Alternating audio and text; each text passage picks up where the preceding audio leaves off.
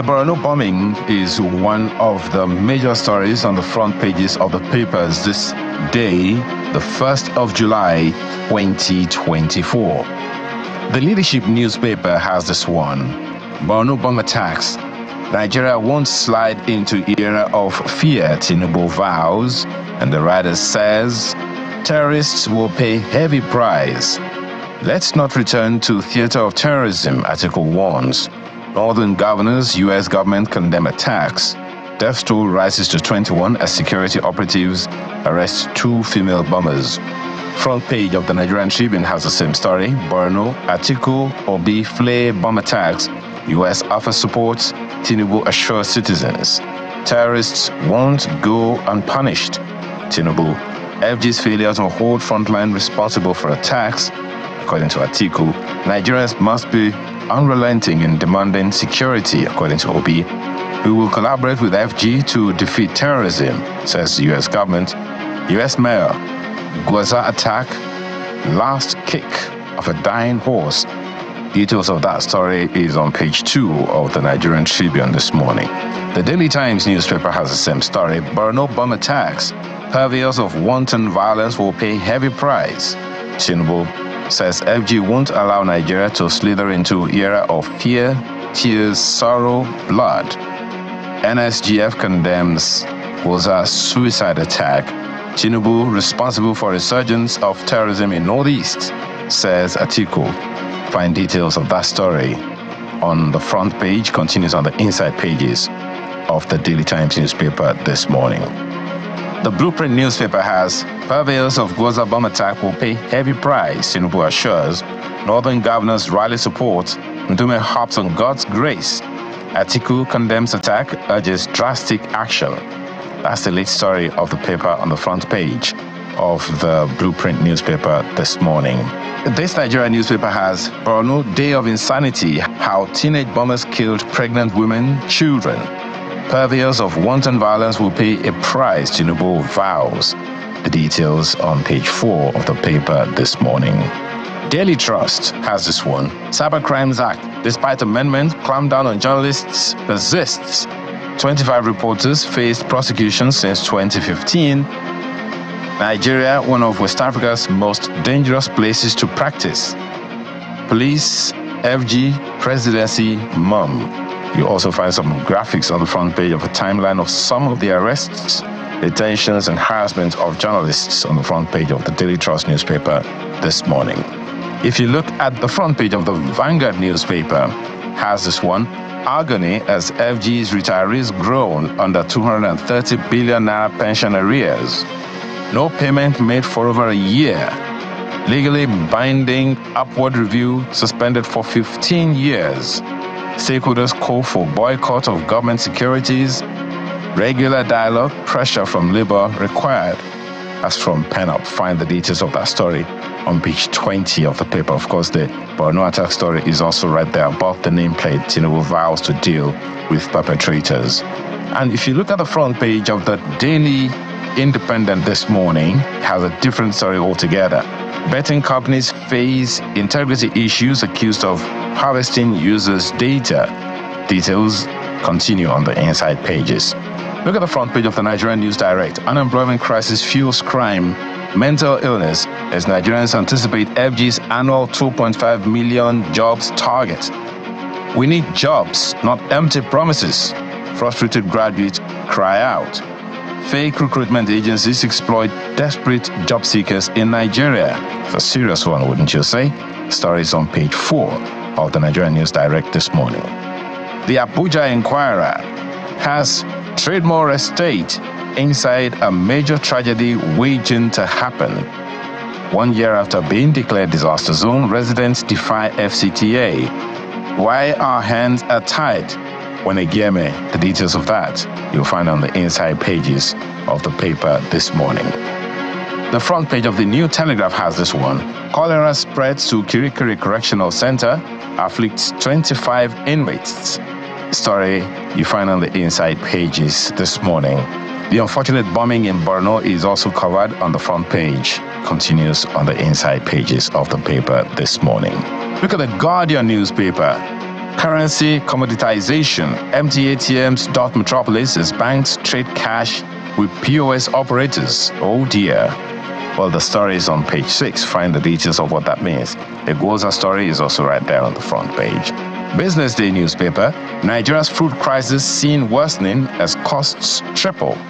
It's the big story on the front page of the paper this morning. Country risks anger of the hungry. Planting season missed as rains peak. The details you'll find on the inside pages of the paper.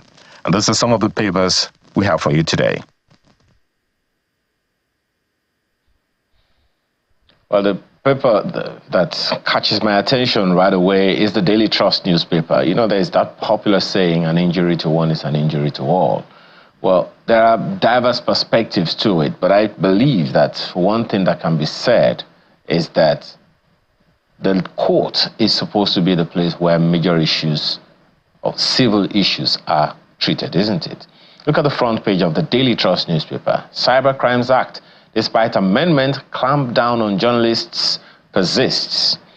The front page of the Daily Trust also shows you some graphics that indicates that between October last year and June, just June that ended yesterday, 13 journalists have faced one kind of harassment or the other. The way that it is put on the front page of the Daily Trust newspaper is arrests, detentions, and harassment of journalists. Well, we understand that so far the police, the federal government, and the presidency aren't saying anything. Is that suggesting that they are unaware?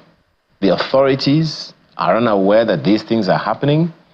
Well, we know that the Minister of Information and National Orientation has said that there is no such thing, that under this government, that no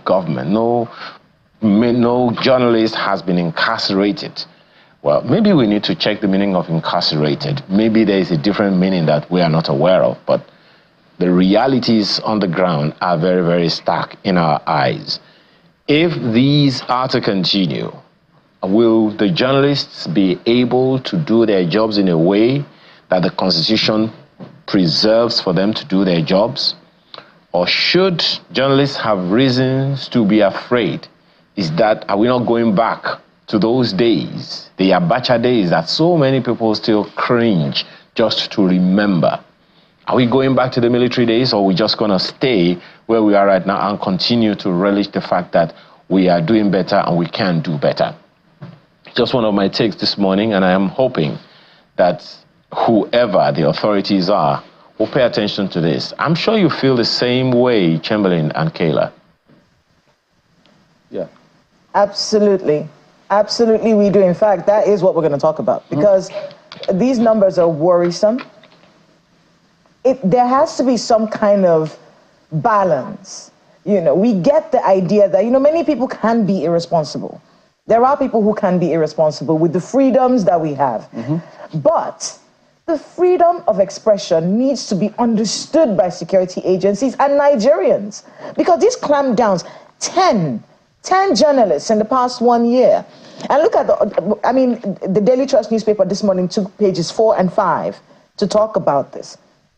Cyber stalking, defamation of character, petitions filed against journalists, complaints from a prominent business person or a politician, defamatory publication, incidental to a story over alleged defamation against chief of staff and the president, Femi Gbajabiamila. We're seeing arrests over coverage of raids on Bureau de Change operators in Abuja.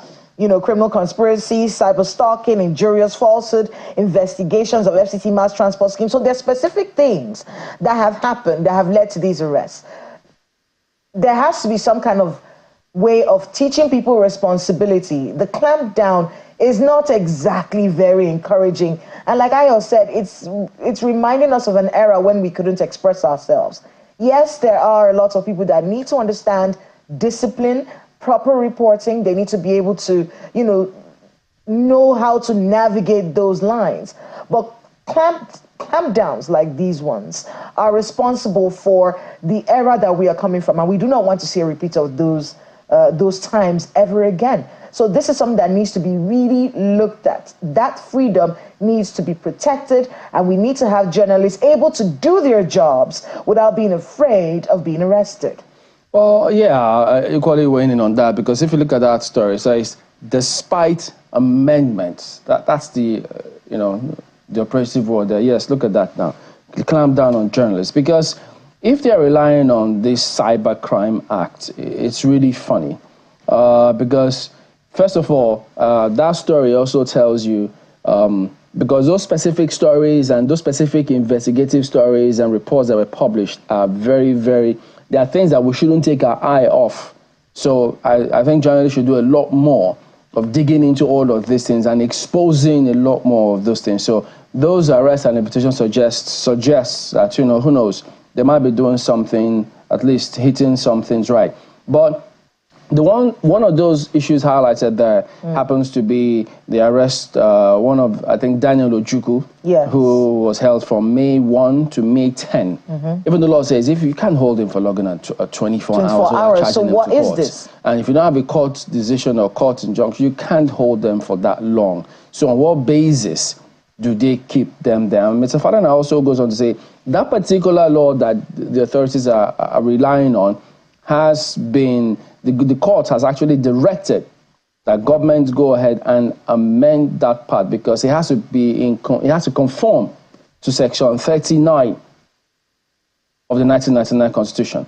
So he clearly stated it, that the court has directed federal government to amend that section to make the law again conform to the Constitution, Section 39 and Article 9. Don't forget that, of the African Charter on Human and People's Rights.